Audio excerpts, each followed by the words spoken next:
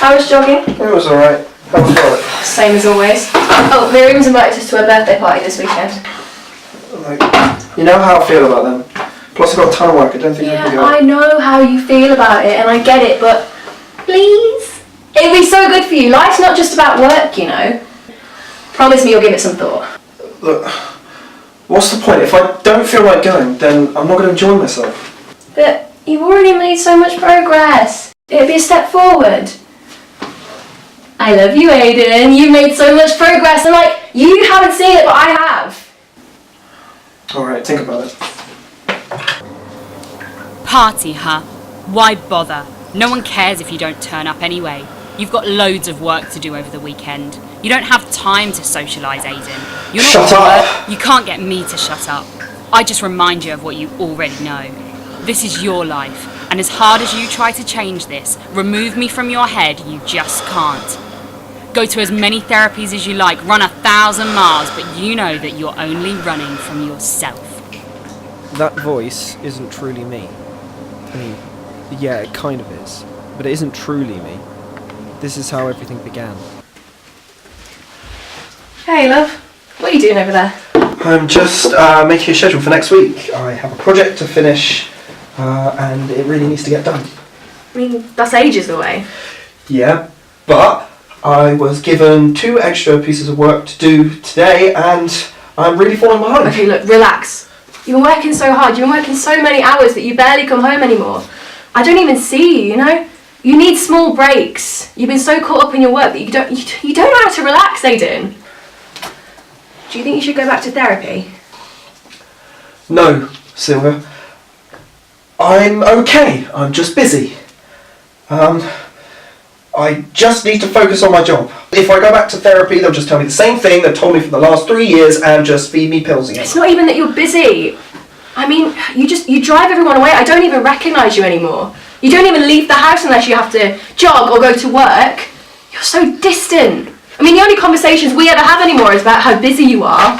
I miss you. I miss my Aiden. You know, the one that had that massive grin on his face whenever he saw a dog? Spontaneous, loving Aiden. I have to work. The bills are piling up and this job is really good for me and the career prospects are great with this company. I have a plan. This plan, it's all I hear about, this plan. You can't just focus on the future. I know your plan. I respect your goals. It's just that... It's just what? I'm done here, Sylvia. I'm going back to the office to finish my work. Don't wait for me for dinner. Right, so we need to pick 2 models to feature in our next issue. Let me show you some headshots. Right, that's Nikki, Anna, Andrea, Viola, and Nat. They're my 5 favourites. They're all beautiful. So, any ideas? They're usually much more brutal on the ones we're going to feature. They're all gorgeous. You're doing a great job, Jess. Thanks, Sylvia, but you're the boss. You need to pick 2, remember? Be alright. What's up? Nothing, I'm just tired. I think Andrea and Violet would be perfect for this month's issue. Sylvia, I've known you for 4 years now. I know when you're not here. Look, if you ever need to talk about anything. Oh, by the way, where's that yoga event? She knows. She knows that I'm still here. She also knows that you're better now. What she doesn't know is that I'll never leave. I'm like a boomerang. No matter how hard you throw me, no matter how far I go, I'll always come back to you. You can't silence me, remember? What's that anyway? Is that all you got? Well, it still looks like shit. Well, if you're not creative, why did you choose this job anyway? A 10-year-old can do better than this. You're so getting fired if you show this to your boss. Don't even get me started on what your parents are going to say about you losing your job. You're driving me crazy. You're weak. You're breaking apart and there's nothing to do about it. Your girlfriend's not here to help you like the old times, is she?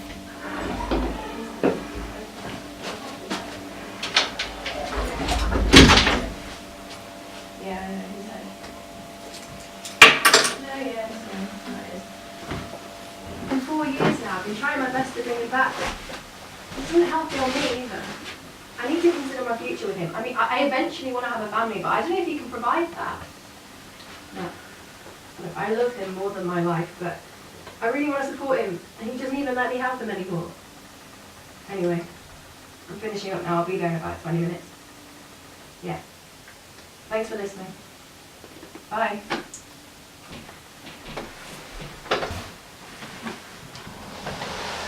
Didn't hear you come in. I just got back. Listen, about the form. Look, we'll talk about it tomorrow. I need to go anyway. Oh, there's food in the fridge if you need it. See, she can't cope with you anymore. You deserve to be alone. She's a good person, but so out of your league. And so I finally let her go. I didn't do it because the voices in my head told me so. I did it because what has been eating me for the past 4 years is now hurting her as well. She didn't deserve carrying my pain. I loved her, but I didn't want her to lose herself as I've lost mine. Then I was all alone, emptier than ever, with one more hole in my heart that I didn't know how to fix. Hopeless. And it eventually happened. The walls were closing in on me. It felt like my blood was sizzling in my veins, and my heartbeat was so loud that I could hear it. A million thoughts. I was losing control of my body, of my mind. I couldn't breathe or move a single finger. I became hysterical. It felt like I was out of my body, as if it wasn't real. My body was shivering and my stomach was hurting by how numb my body got. I thought I was going blind, deaf. I was scared. I wanted to scream the pain away and call for help, but I knew that no one was there to help me.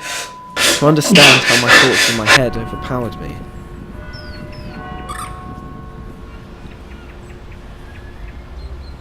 You can't run away from this. For how long will you be playing hide and seek with yourself? You're too soft, and you need to realise that this is your life. Plus, you can't always blame me for everything that goes wrong in your life. Every time I couldn't get the voices in my head to go silent, I was finding myself clenching my teeth to not burst into tears. Sometimes it worked, some other times it didn't. Crying was for the weak, and even though the voices kept telling me that I was, I didn't want to believe it. Finally, mate. Sorry, I was in the living room. I didn't hear the door. Do you want coffee? Yeah, cheers. So I had to let her go. It was hard, man. I never imagined my life without her. But I know it's for the best. She was too good. And I've never felt emptier.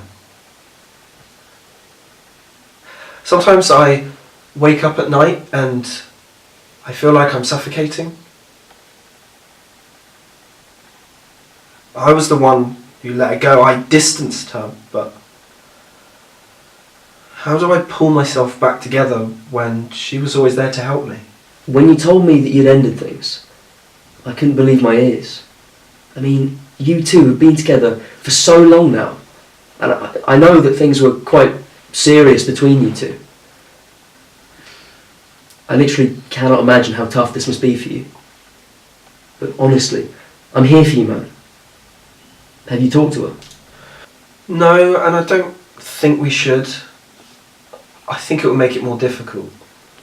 At least for the meantime. And I know we haven't really been speaking much, and that's all my fault. But I'm sorry, I don't want to feel like I'm burdening you with my problems, and I don't want to feel like you're giving me pity. Mate, you're not burdening anyone. You've got to be positive that things will get better. I don't want to push you to go out, but whenever you tell me, I'm ready, okay? And who talked about pity here? Aiden, we've been best friends since we were 5. Wanting to be there for those who are closest to you when they need you, it's not pity, it's friendship. Look, I've got to go because I promised Miriam I'd go for dinner. But please, keep yourself busy. Call me whenever. I'll always keep my phone turned on. Sure, thanks. With anxiety, it doesn't mean that all the days are bad. Some days are a little less dark than others. Oh, fuck, no. Or they seem brighter. Why didn't I save it? That was the best writing I've done in ages. Well, I'm not surprised. Of course you'd somehow mess it up. You know you must stay till late now to redo it, right? The deadline's tomorrow. You better start rewriting it if you don't want to get fired. At this moment, I realised that I could no longer let this control me. When's this going to end? I slowly started listening to my thoughts in the most incredible way. This doesn't mean that I will never, ever feel this way again, but at least I've learnt how to handle it. I've started living for the little moments of happiness. And in the meantime, I continued peeling layers of my soul, getting to know the real me and appreciating every single moment of my presence on this planet. For me, to heal, to learn, and most importantly to grow. The mind can, yes, play tricky games, but it will only take over if you let it. It is indeed difficult to silence the thoughts in your head that tell you to do more, to be more. But unless you start taking some time for yourself, unless you take a step back to think, process, and enjoy your present as it comes, nothing would ever change. I know where I'm at, what I need to do and what I must keep out of my life, and that's all that matters. I make me happy. This is what life is truly about, isn't it? Find happiness and peace in your soul. Every life has its ups and downs, but in order to live a happy life, you need to focus on those not so little moments, appreciate them, and just be.